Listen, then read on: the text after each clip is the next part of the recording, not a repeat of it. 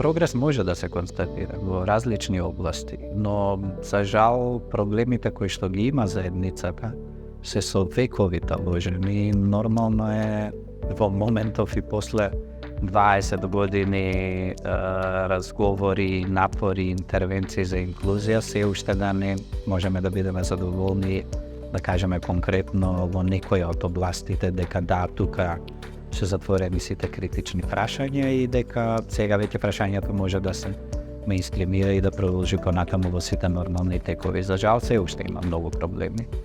Во многу области има се уште премногу предизвици, како за самата заедница, така и за државите, така и за институциите, но евидентен е одреден прогрес, кој што јас лично се надевам дека ќе продолжи со позасилено темпо, со повеќе интервенции и резултати, за да може да има еден партнерски однос помеѓу заедницата, институциите. Евидентен е прогресот во областа образование. Тука напорите и на државата, и на граѓанскиот сектор, кој што во минатото се правеа, дадо одредени резултати и тие се видливи. Иако тој процес е долгорочен, но сепак тие резултати се видливи, има се повеќе ученици, почнувајќи од предшколско, основно, средно, високо образование. Секоја година се бележи зголемен број на матуранти, на дипломирани, се појавуваат први магистри, докторанти и слично.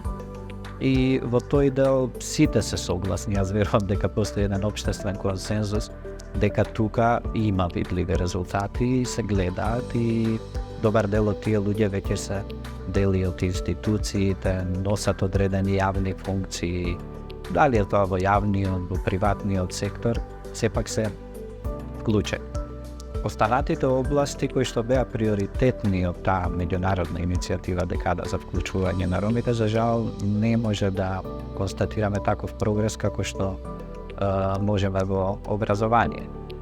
Ги споменавте лицата кои што беа без лични документи, популарно наречени фантоми. Ја стави таа група на граѓани во една многу неповолна ситуација. За жал, сведоци бевме на многу случаеви кои што завршија трагично, без идентитет.